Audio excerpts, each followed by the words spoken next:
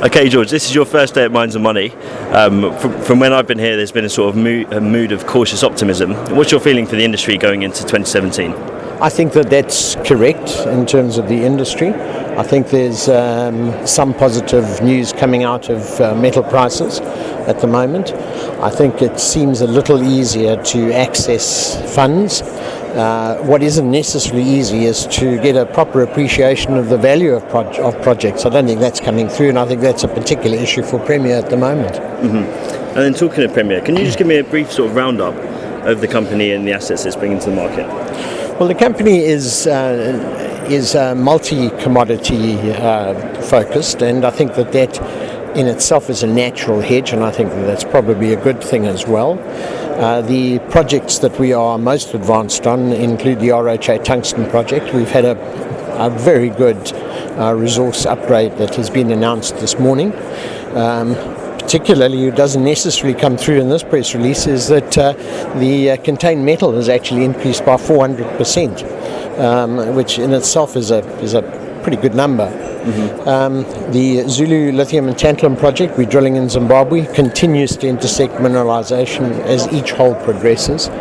We're expecting the next round of results on lithium content fairly soon. Samples are with SGS at the moment. Mm-hmm. Diversification into Mozambique, into the limestone project, and again a very natural one that it's a self-sustaining, self-supporting and cash-generative project at the moment through the operating timber concession, which we had to acquire to get to the limestone deposit, and a limestone deposit with natural infrastructure already in place. So an interesting project with, we believe, some very good upside.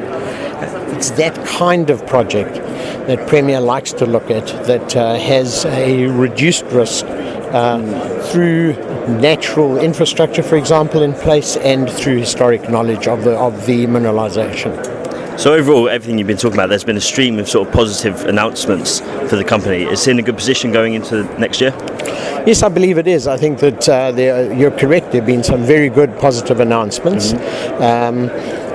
We feel that our market capitalization isn't necessarily representative of the value of the underlying assets at the moment, and we need to have a lot of focus on that.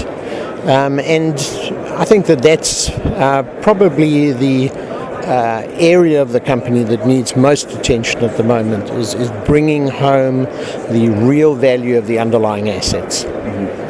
And I just want to tell you about, there's been a theme sort of going on at Mines and Money about jurisdictional risk and how it's such a big factor.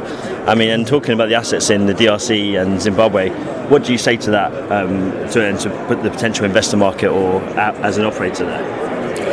Well, operating in Zimbabwe, for example, which I think is probably perceptually the highest of those jurisdictional risks, what I think I must say is that Zimbabwe has been very clear in stating what their environment requires. They haven't changed it. There's a level of consistency in terms of what Zimbabwe wants that you are not finding. You have much more uncertainty in some of the neighboring countries where you don't really know what's going to happen next. At least in Zimbabwe, you know where you are. So, that in itself, I think should provide some comfort. The other is that the environment is a much easier environment to work in Zimbabwe than most people realize. Education standards are some of the best in Africa. Infrastructure is good. Access and communication is good.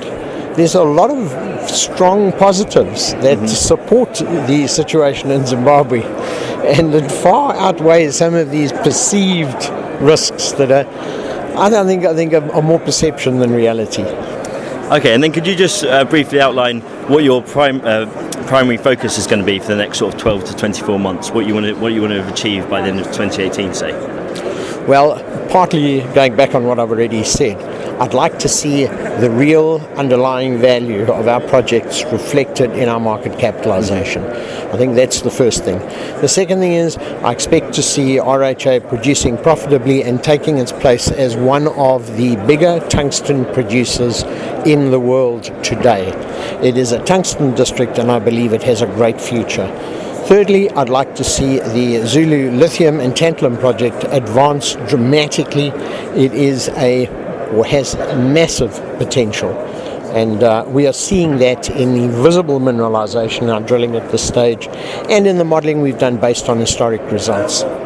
I think that those are my top 3 priorities. That doesn't mean to say I don't see a great future in Mozambique and in the DRC gold as well. Thank you, George. Thank you.